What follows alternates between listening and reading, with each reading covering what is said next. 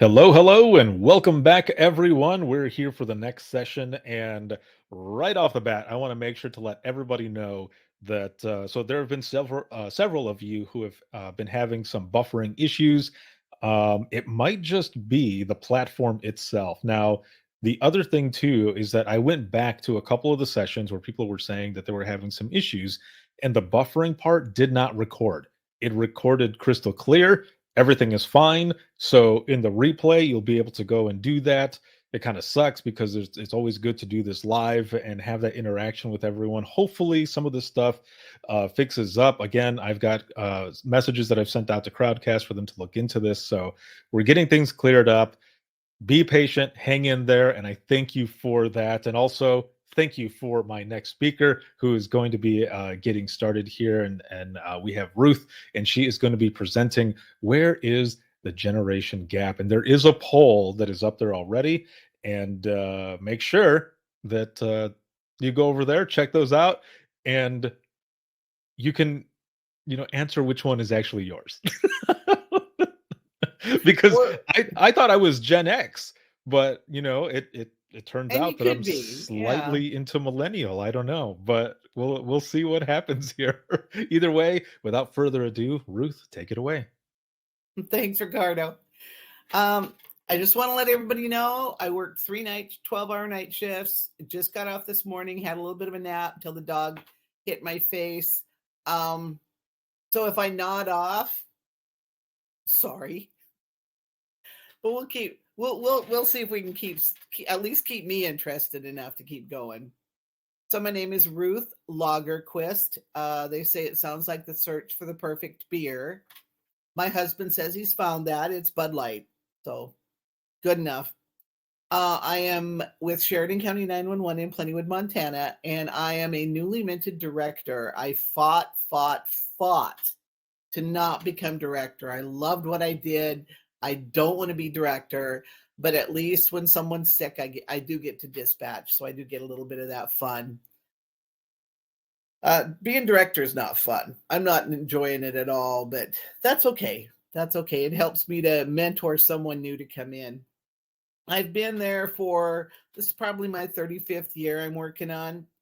We're a small county in Montana, abutting Canada and North Dakota.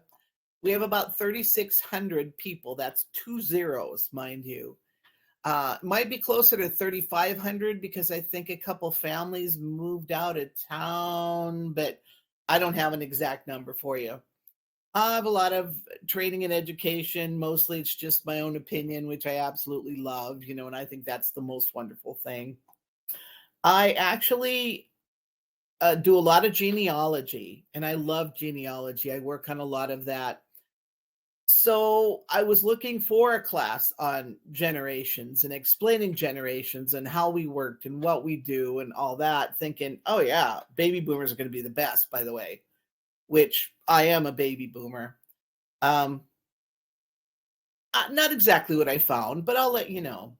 But since I love it, I wanted to share it, and I hope you enjoy it anyway. So generalizing generations.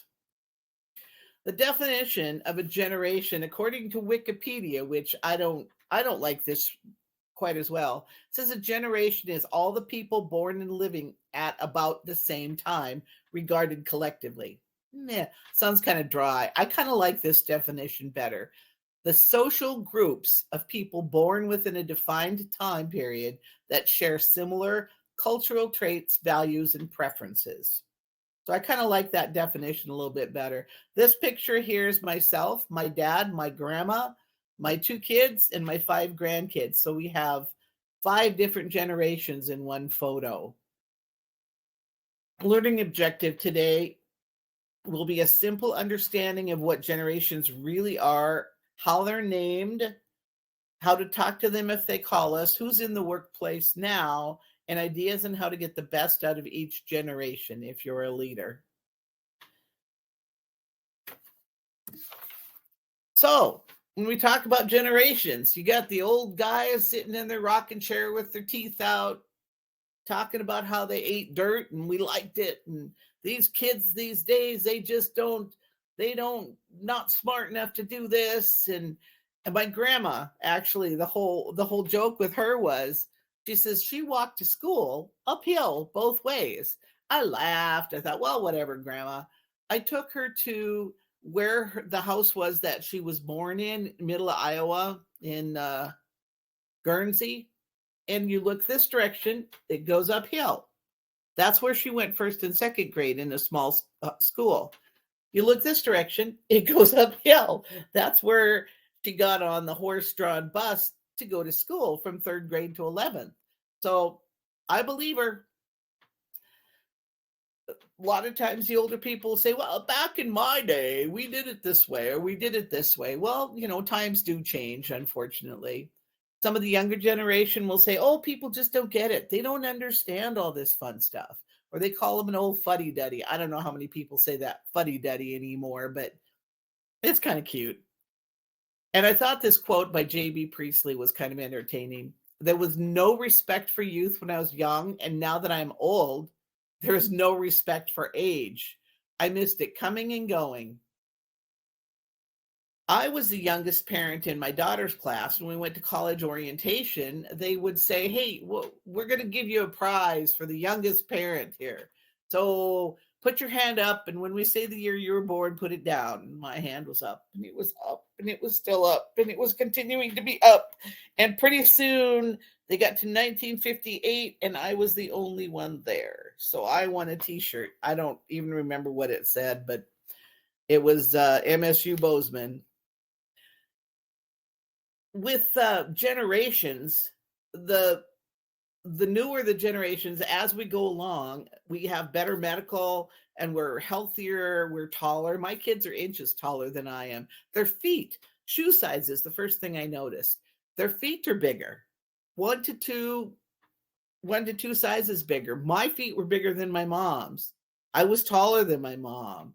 Rick was tall. My husband was taller than his dad. So it's kind of different. We're living longer and healthier. So we have different things like health. Back in the day, that first picture was my great aunt Edna. She had diabetes, and she died the year before insulin was found or invented or whatever. So she never had the chance to live too long. She lived till be about 11 years old. So you see how the advances in medicine have made us live longer. My grandmother, she's in the center, the small picture down there in the center with the two dolls. She lived to be 101 3/4. I told her after you hit 100, you can add the quarters just like you do under the age of 1. My sister, with talking about the diabetes in the 60s and 70s, she was type 1 diabetic. And the only way she could check her blood sugar, except going for a blood draw, she could check her sugar. She would pee in a little cup, and we all got to help because it was exciting. Put 5 drops of pee in, 10 drops of water, and dump in the little Clinitest tablet. And it'd bubble and foam and turn a color, and you measured it against the color. That only told her what her blood sugar was over the last 24 hours or 24 hours ago. So that didn't help an awful lot. How did generations get their names? Well, there's no official commission or group that decides on names or on the start and end dates. And the start and end dates might differ depending on where I was researching.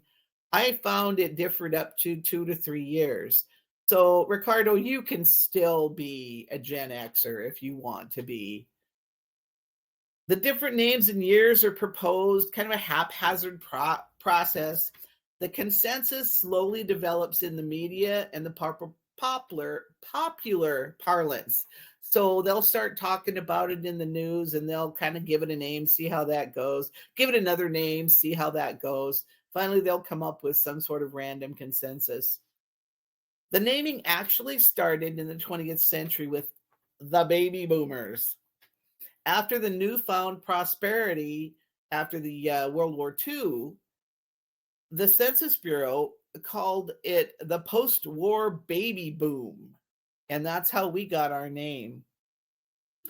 So far, that was the first only and so far the last generation to get their official name from a government organization. Like I said, it's pretty much consensus. Gen X is called Gen X because that's a placeholder. They haven't had any blatant cultural identifiers, no name consensus yet. They're getting a little bit old. They might just be forever Gen X's. They've suggested baby busters, but since they don't have very many they don't have undetermined characteristics, they really haven't gotten much in the way of name. In fact, Neil Howe and William Strauss had a 1991 book about generations, and they named a lot of the generations that didn't already have a popular name. They decided what the best way to do this, which everybody's kind of taken on. We're going to finish with the Latin alphabet and then start in the Greek letters. So the alphabetical placeholders are X, Y, Z. Y has already gotten their name. They've been called the millennials, but they're thinking they're going to start with the next one. So after Gen Z, possibly Gen Alpha, which would be a Greek letter. So who watches these generational differences? Well, employers do. They want to know who they're going to be hiring, how they're going to be hiring them, what would be the easiest way. I mean, now a lot of people look for a job on the internet. You wouldn't have thought about that before. They're tracked by ad agencies because of buying trends and the finances. Who has the money? That's who's going to buy stuff.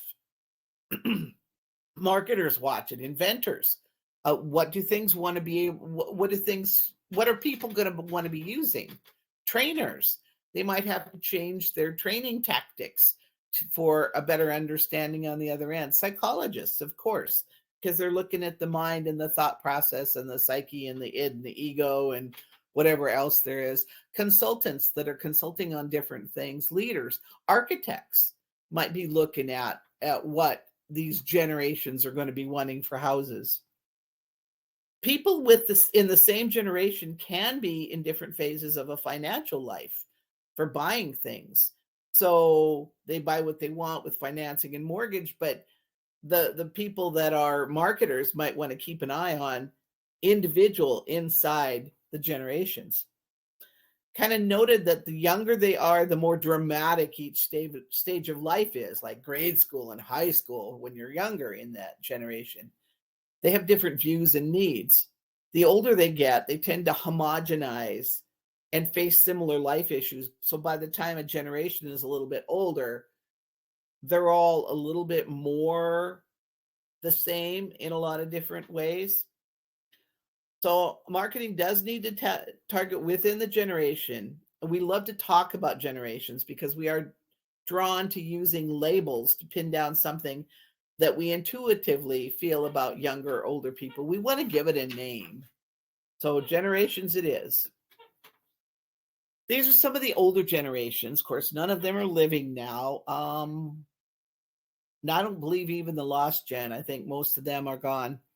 This is my great-great-grandfather, James Sanders. He was born in 1844. So if you look that up, he was in the progressive generation. He went into the Civil War young. Interesting when you think about 1844, my grandmother saw his discharge papers from the Civil War and talked to me about them. So I have kind of this connection, person to person connection that has spanned all that time frame. I am quite involved with genealogy, and I'm a member of the Daughters of the American Revolution. What you have to do is find a Revolutionary War soldier and prove that you are absolutely descended from him. So my ancestor, my patriot, they call him, was my fifth great-grandfather, David Wherry. He was born in 1757, the Republican generation, was in the Revolutionary War. And I have, I think, 8 more that I can try to prove up. And I'm related to them 10 ways because we had first cousins getting married for a while there. Generations have been given names as far back as 1433, and they call that the Arthurian generation, I assume for King Arthur. The earlier have been, of course, named retroactively because they only started in the 20th century. And they were easier to name because we knew how they were and what formed each of them. So naming was a lot easier. The different countries named different generations differently. South Africa, after apartheid, named that the generation born after apartheid, named them born free generation. In Romania, after the communism collapsed, they named them the revolution generation. Gertrude Stein was the one that named the lost generation.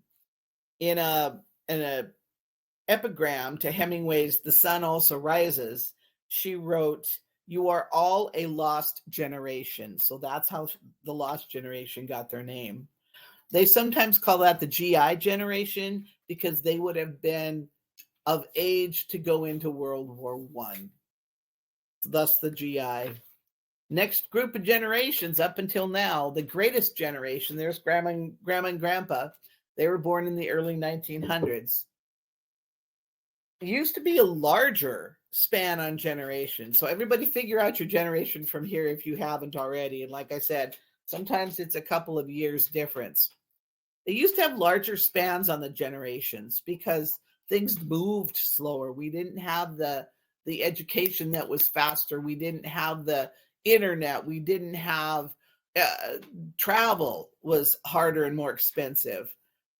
And it used to be that your generation was one and the following generation were your children. Then the following were there because women had babies younger.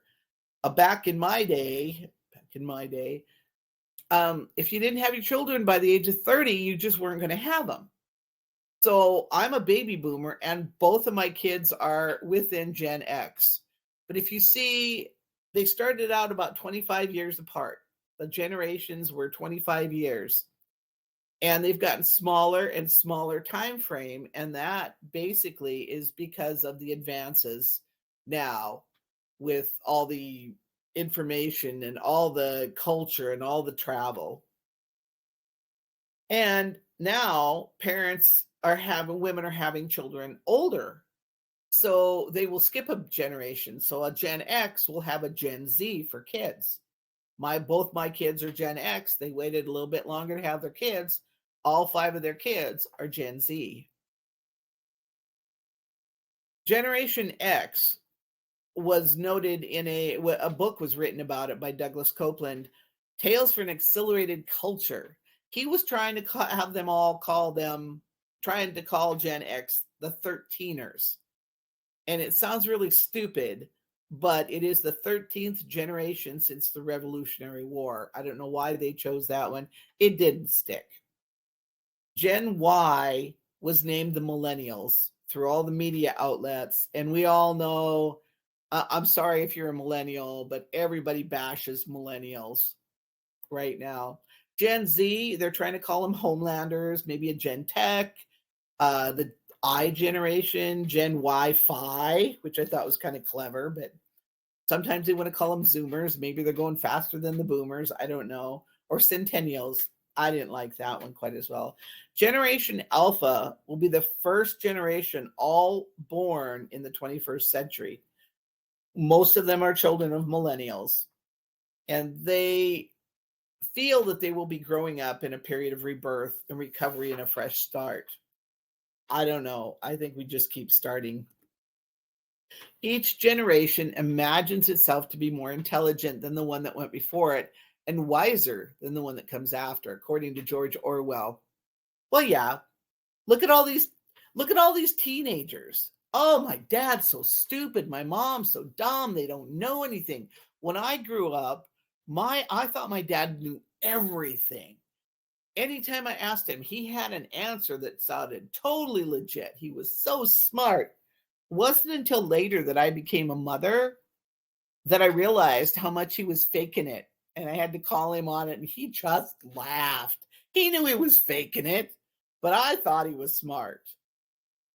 The global population has been getting richer and better educated and more exposed to digital technology for quite a while now, and that will affect all these generations. Biologically, if you go by biology, which generations don't, they usually go by cultural, but biological, 20 years should be where the generations are. But because it's sociological, 15 years is about the end game right now. All right. In the US population in 2020, the greatest generation was in the 93 to 119 ages. And there weren't enough of them to even count. There were under 1%. The silent ones were 1% in the, not in the workforce. They were not working at that time. The silent generation had 20.87 million. You could see the age 75 to 92 and 1% in the workforce. I remember this older gal we worked with, and this was pre-2020. She would have been in the silent generation, and she didn't have any teeth.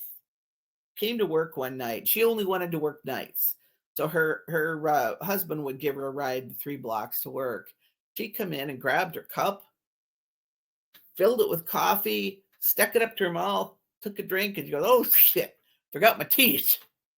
So that's what I remember about the one person from the silent generation that I worked with. The baby boomers, 22% in the workforce right now, 69.56 in the US population. Here's another interesting thing. And Gen X has 65.17 million, but only 20% in the workforce. And I'll talk about that a little bit later.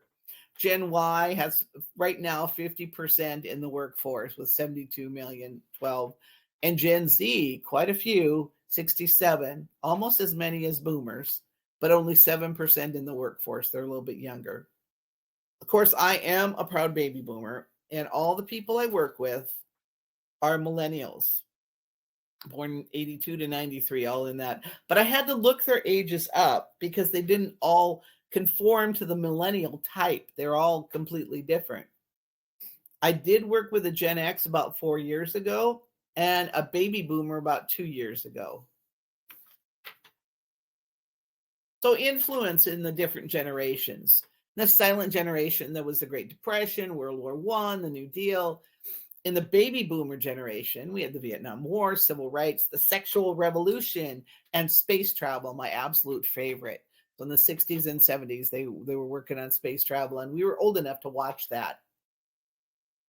The Gen X, there was the AIDS epidemic, the Berlin Wall fell down, started to become more families where both parents worked and brought in income, and then the energy crisis. Gen Y, the millennials, had Columbine. Not that that was the first school shooting, but that was a big one. 9/11, of course, the terrorist attacks, definitely. The internet started in, and it was a more child-focused world. Those are some influences on that. Gen Z had a great recession. I'm in an agricultural area. Recessions and things like that don't really affect us as much. It's slower and lesser and later. So I really didn't notice that. But the post 9/11 things that happened, and they were exposed to technology at a much younger age. With a family experience, the families were traditionally nuclear, pretty much straight across in the silent generation.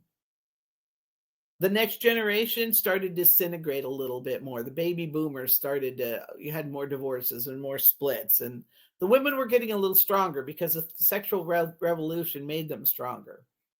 Gen X were a lot more latchkey kids because both mom and dad worked outside the home. A lot more women were. Generation Y, more of a merged families, his, mine, and ours. So we're divorcing, we're bringing 3 kids, we're bringing 3 kids, and we're going to have 2 more on our own.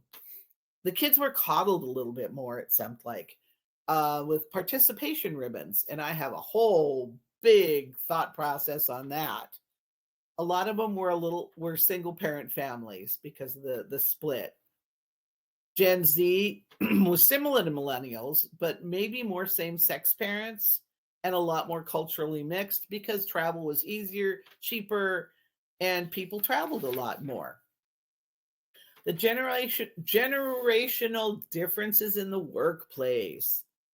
So some messages that motivate, like the silent generation, they respected experience. You were there for a while, you had experience, you're respected.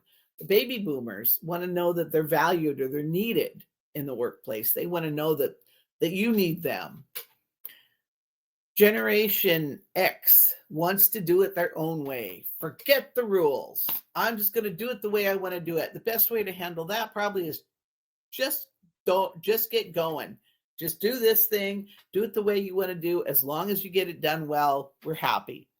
Gen Y likes to work with creative people. So if you tell them we're going to be in a creative group, we're going to have all this team stuff, they really like that. Gen Z is so young in the workplace, they really don't know what theirs will be. In the worldview, we have the silent with obedience over individualism, age equals seniority, and you advance through the workplace. Baby boomers felt that it was an achievement after you're paying one's dues and sacrifice for success. I still see that with a lot of my generation. X had they like diversity, they like things things moving constantly. They were quick to leave if their needs were not met, and they really like their personal life at home. So if that affects it, they didn't like that. Gen Y will challenge. They like challenge. They like growth. They like to be developed. They want fun work life, and they like a good work-life balance. They are quick to leave if they don't like where they're working. So we've had to start making it more fun and more enjoyable and keep people happy, where it used to be, you're working here, you're getting a paycheck, that should make you happy. Of course, the Gen Z do self-identify as a digital device addicts. The phone's always in your face. Oh, sorry. I should have my phone in front of my face. Is that the right way? There it is. They prefer younger managers because they figure younger managers will keep them more energized and happy. They like the innovation and the new technologies. In the workplace, the communication style is a big thing. With communication for the silent generation, of course, they had handwritten notes. There was no email. There was no IMs. There was none of that. And you didn't just call somebody because you felt like it. Baby boomers and Gen X like whatever is most efficient. They want to get in there, get it done, and get out. Face-to-face, phone, whatever is most efficient. Of course, then you get into the Y and the Zs. They like the IMs and the texts. The Ys like the email. That's what they got used to.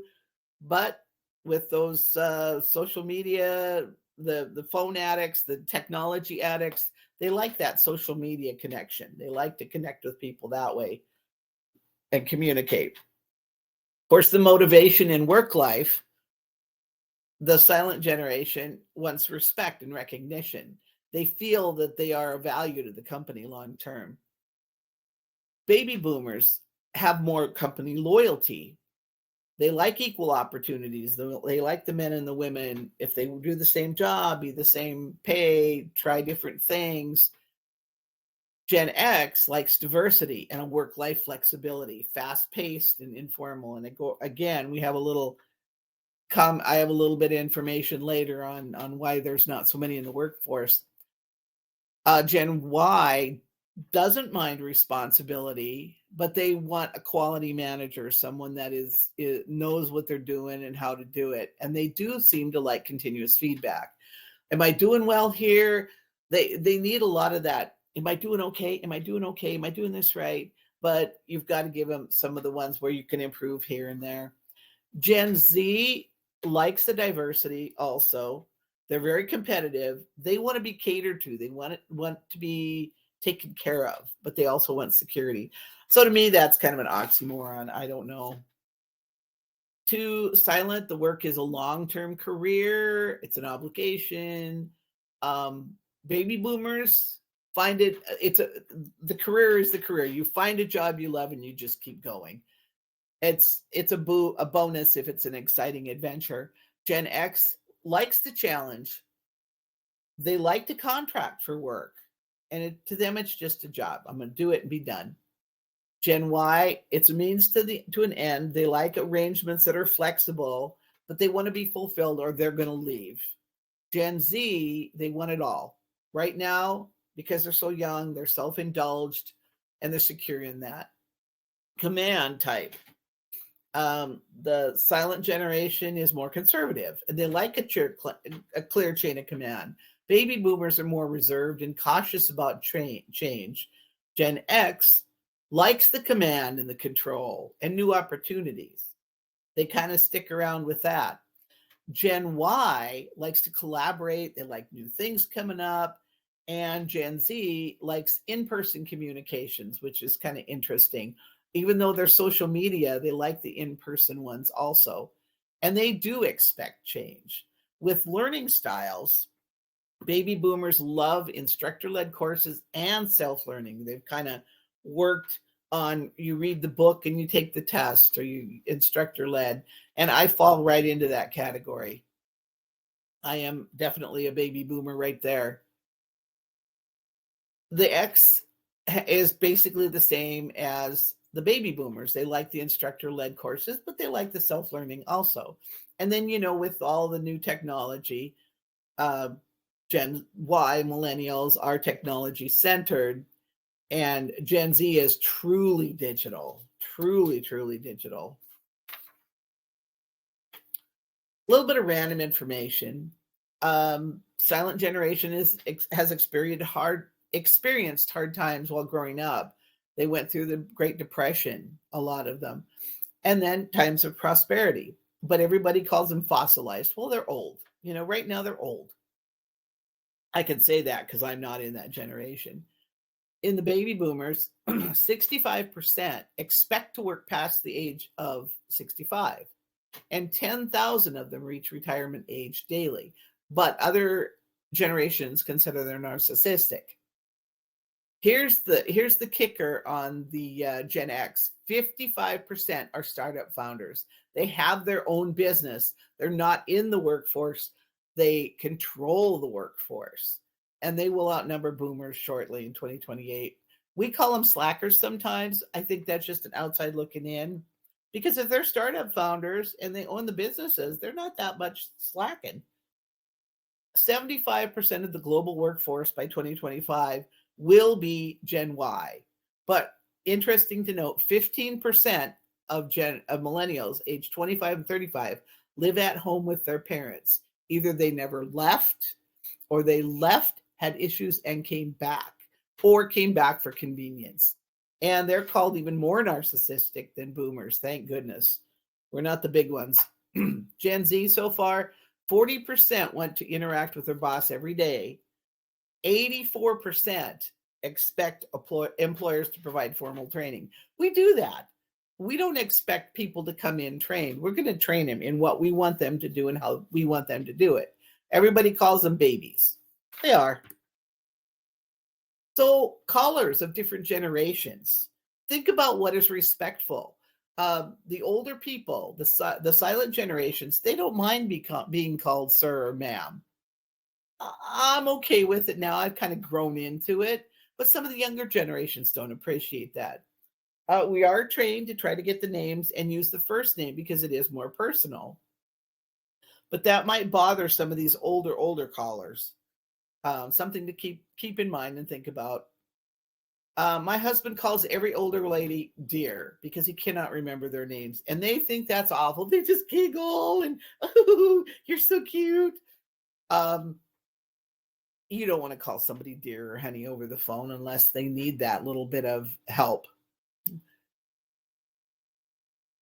Descriptions of vehicles, colors, and persons. Now remember, we know what cyan and magenta are, but older people that don't have a color printer, or they don't have technology, they're not going to know what magenta is unless they are an artist.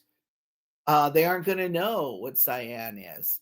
So think about that when they give you a color. It might be an odd description, but that's what they know. That's what they see. That's what they think about. Older guys with vehicles. my dad and mom, I was writing down things on the back of pictures. And mom would go by and I said, Mom, what's this picture? Oh, that's Betty and Gertrude. And she'd wander on. And then dad would wander by and I said, Dad, what's this picture of? And he goes, oh, that's a 52 Chevy. Didn't say a word about the 3 people in the back seat. It's a 53 Chevy. So you might get better descriptions of older vehicles from older people. So with younger callers and older, now these two are both kind of the same. Appropriate language, use smaller and simpler words quite often because the young ones don't know the words yet, and the older ones might have forgotten some of the words. So don't try to use the great big words on that. Try to tone it down just a little bit if they don't understand when you first ask a question. And the tone of voice makes a difference. A nice, caring tone of voice makes a big difference with the youngers and the older one. Idioms and phrases and descriptions and things like that. Who knows what the bee's knees are or the cat's meow? Of course, I know flower power and keep on trucking. I got a t-shirt that says so. Don't think I can still fit into it, but I got it. Word meanings change over the years. Flamboyant used to just be colorful and wild, and now it's been appropriated and it's used in a different way. We may not want to use those kind of words. You might want to be careful with those. Some things that we could say before, we can't say now.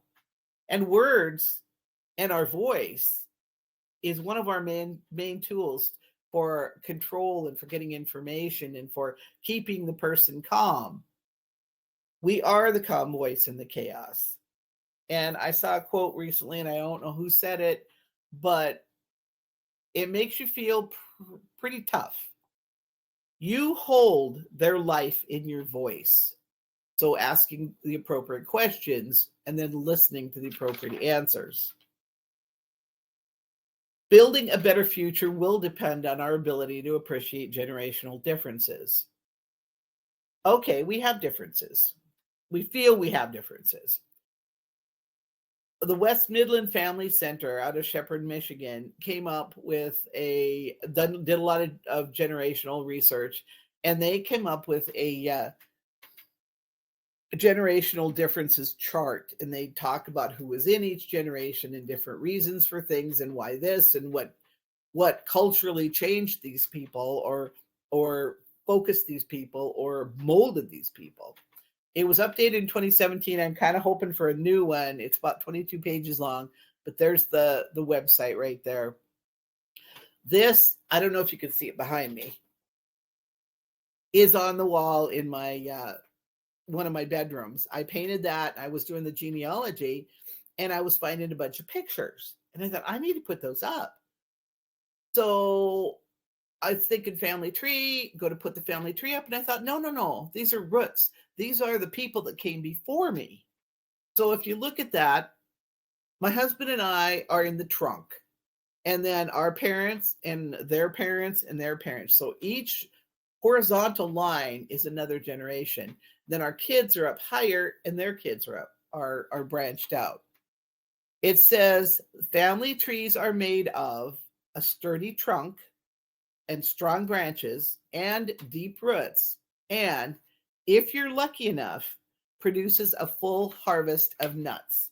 And yes, sirree, Bob, my family's done that. So in the workplace, is it all a myth? Well, I found a study by the Hay Group. The Hay Group was started in 1943 on the premise that maximizing companies' people management skills would vastly improve their output, both in terms of quality and quantity. And I could make that in smaller words if there's somebody from the silent generation around here. You got to put your hand up if you are. So they figured, we'll study this thing. It was a 5-year study with data using 5 million employees around the world. So I'm thinking this is a pretty good general. They say the differences in generations are quite small. Each generation has people that have personalities, thoughts, ideas that are attributed to another generation. So whether you want to be in another generation or not, you might have some personality traits from that other generation. So employees from from all generations have a lot in common. The differences exist because of external factors, the global demographics, their education, financial, families, where they are in their life responsibility. Are they married? Do they have children? Are they getting ready for retirement? Do they have health issues? And things change. A single person can move on easily. A married person has house payments, maybe children to have to think about, going to school, more responsibilities. They might have their parents living with them, either financial health reasons, whatever. Some people in one generation might be working toward an early retirement. They're ready to leave. They're ready to leave work. So the differences really have more to do with the employee's stages of development in their lives. We need to consider them as individuals, not generations. So we shouldn't really talk about this generation, this generation, this generation. It's fun to talk about, but they found in the workplace you need to go toward the individual. Again, I work with 4 millennials. We have a couple with a baby, brand new baby. There's somebody in a relationship with someone with preteen children, a single mother of an adult. Somebody's married with 6 kids. Some are homeowners, some are renters. They're all different, coming from different places. But we all want the same thing. You want a good relationship with your supervisor. Everybody seems to be cautious of change, some level or not, and they want to work the appropriate hours.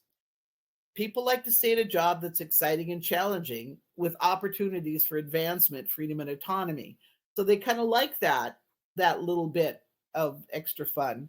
But all of them seem to understand that they work the number of hours that correspond with their role in the organization. So if they were a supervisor, they expected to work more hours.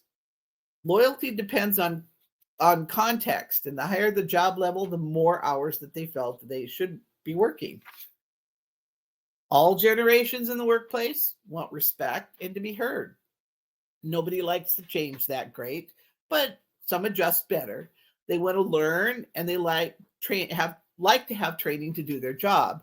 Now, if you would like, I have a training list that I've amassed. It's an online training list. Some are in-person classes.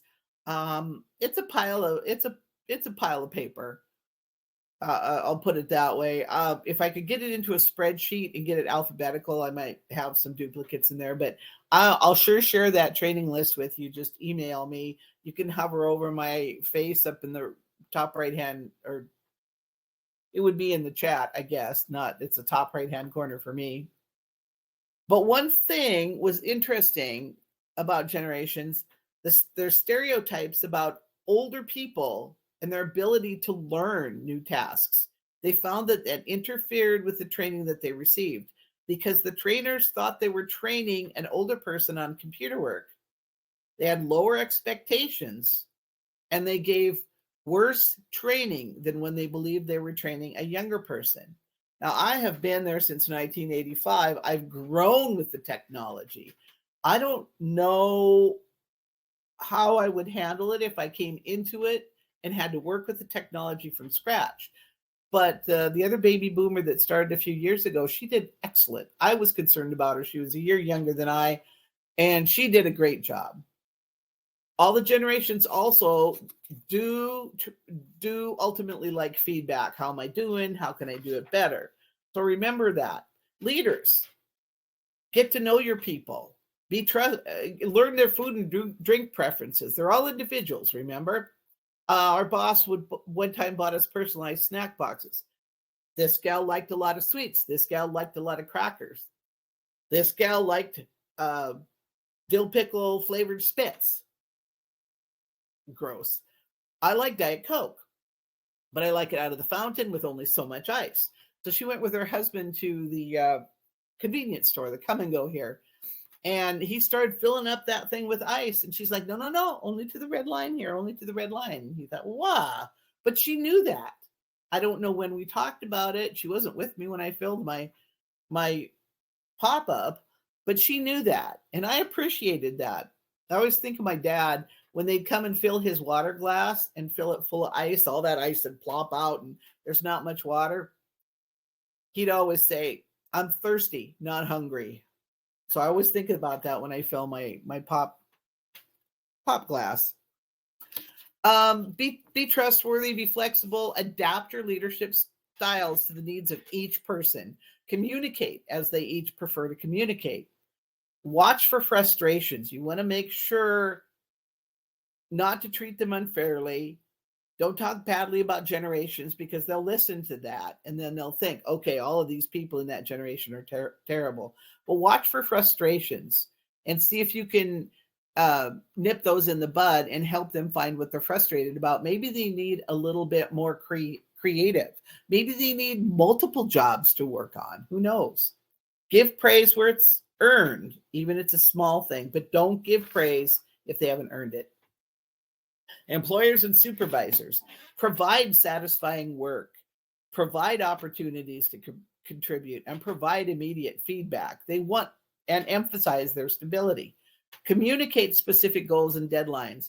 I want this by this date. Don't just say, oh, there you go. It'll never get done. We know that. Provide mentor roles. Use the coaching style feedback that seems best for each individual, not the one that you want to use. This is hard for me. I'm starting to learn it. I hope I'm getting better at that. Main reason I didn't want to be director. Again, employers and supervisors, make available opportunities for personal development. Get to know them personally. Offer flexible works and schedule and assignments and opportunities to work on multiple projects, if possible. With our 24-hour schedule, sometimes we can do that, sometimes we cannot.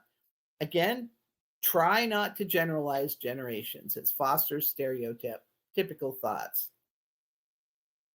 Older generations are really living proof that younger generations can survive their lunacy, and lunacy it possibly can be. On the left is my dad and his brother. Then in the center, my daughter, my son. My son's wife's in the back, and their 5 kids. My grandchildren are now adults. I have 3 18-year-old grandchildren and 2 that are 16 and 17. It's scary. There's no more babies. The 2 on the right are my great-great-grandparents from Iowa. So there's me, somewhere in the late 80s, early 90s. I have ham radio general license, and KZ7RCL is my vanity license. I got to choose that. RCL would kind of be my initials, I guess. And the 7 is for the Montana area, the area that includes Montana. There's my email. It's a new email. So if you had my email before, it's changed because our IT people are putting us in the cloud. So that's our new email. There's a phone number there. Again, if you want that training list, just email me and I will send that on to you. Not perfect, but I tell you what, I can fill any slow shifts with education. I have a pile of education ready to do, online education. We don't get very far from here. We are on the severe side of Montana, and we're 600 miles from the state capital. And I can go 750 miles before I get into Idaho. So anyways, anybody have any questions? I am not looking at the chat because I'm just spouting all my fantastical baby boomer wisdom. So are there any, let's see what the poll looks like. Stop sharing. Can I look at the poll? Oh, yeah, you should be not able to very many click on baby that. boomers. I better vote my baby boomer. There we go. I'm in there now. Yay. Yay! Got to get that mine is in. that is excellent. Good stuff as always. Now, I want to say or mention something really quick, because in the comments, Gary says, "Oh my God, that console brings back memories." Motorola Cencom or something like that. Is that Yeah. what it is? That was pre 911. That was pre 911. It had 2 admin lines, and then we had a red phone on the wall behind us that was actually one fire department number, 765-1234. And everybody used it for emergencies. We kind of took it over for emergencies. I'm sitting in front of the state screen to use NCIC that had Montana had just gotten formatted NCIC entries in 1986, right before I started working there. So yes, that was awesome. So We had a above, recorder in the corner with the 1-inch recorded stuff, and every 24 hours it would. You'd oh have to go and man, change the big reel out. Oh, it was entertaining. Yeah. I bet. And it looks like, so it looks like above your head there. Is that a dot matrix printer? Oh, And that was snaps. hooked up to the NCIC, to the state system, and every message printed. Oh So my when you would print lord. out criminal history that went forever and ever and ever and ever, it was all one continuous criminal history. Yes. Oh my Oh lord. yeah. Oh I feel yeah. like it was like going off and someone took the picture and you turned around like Yep. make it Yep. stop. Yeah. And our CAD was a typewriter. I never had to do paper and pen. We have a county next to us that just in May went from paper and pen to a CAD. What? Paper and pen. And it Oh wasn't even a man. formatted paper. It was Mhm. just a notepad. Yeah. Oh, Yeah. see, so Straight to CAD. I remember that dot matrix printer, and this is also like 2004, I think it was. So I'm at the Allegan County, the county that I grew up in, the county that I finished off my dispatching career, and it was a printer like that. I'm in training. It's summertime, and someone ran a common name, and we told them you're going to have to wait. Now they were also on a drunk driving grant during this time, and Oh we said you're going no. to have to wait because they had like four people, and the first one, the last name was like Smith or something, and we're like, Of course it and is. you could, yeah, and you couldn't run anything else until that first one was Mm-mm. completely done. So then it's just going No. ring, ring, ring, Yeah. ring, ring. But I got to tell you a story about that system, that Yeah. state system. 600 miles away was where our IT was. At the time, it wasn't called IT. So Hmm. if the monitor went out, we had to wait for a couple days for somebody to drive up with the monitor. And one time the monitor went out. Well, I was trying to teach myself the alt keys to get to the format. And the guy come in and he says, I need a driver's license, 31. And I'm like, sure. So I used the alt key and I blind typed the name and the date of birth and everything in and hit the enter key and I got it. But then I didn't know how to clear it out and get back to where I needed to be Oh because no. I hadn't practiced that. So I got one thing. I got one driver's license out of it, but I got it. Oh my lord. I think I remember. So Gary's in here. He can probably tell me, but I'm pretty sure it was him once who said that he knew how to like put in an entry from like a blank screen. Like he still remembers how Yeah. to do it. Maybe The DOS maybe it screen. wasn't Gary, but We put in Montana, I don't know if they're all the Mhm. same, but you would put the name, comma, space, first name, dot, and then more dot, periods in between. This is what they did before I got there. And because I got to start with the format. And that's why for a while there in our system, we couldn't put periods in any of the spaces. Still can't put periods in the miscellaneous field for Mhm. entries. Commas, slashes, dashes, but no periods. It won't allow it.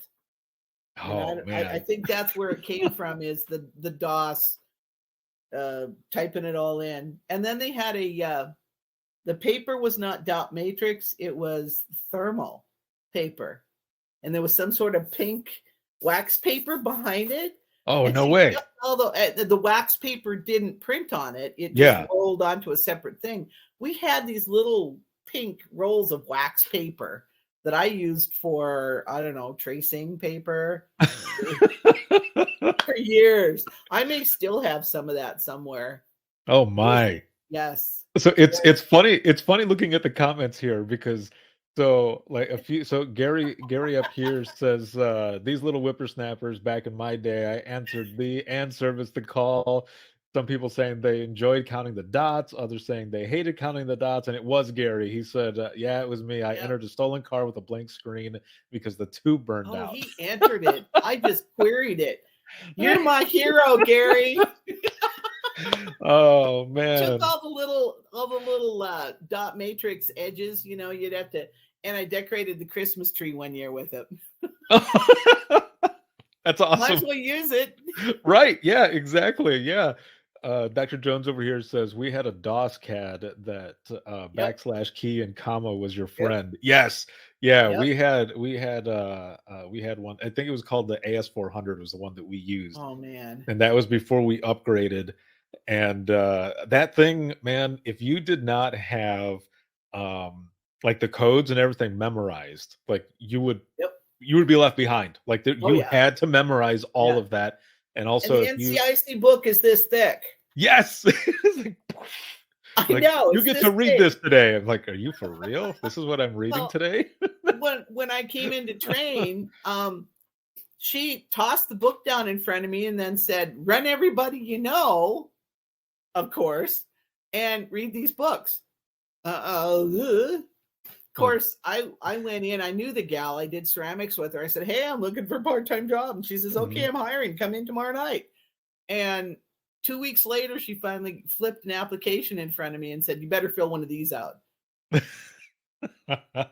And here you are. I know that was my, and I don't even know. I think they lost the application, frankly, because it was under a different department, and then over here and over here. And now we are our own department. We are not under any law enforcement or under anything like that. We are our own department. So director is Nice. a big deal. I have to do everything. Just the same thing. 25% of my people were off sick this week, so I had to work night shift. Of course, Man. 25% is 1 out of 4. I was wondering which figure you were going with there. Yeah. Well, I thought about this one because Hey. she's one with the baby, but yeah, 25% Oh, sounds really good though, doesn't it? wow.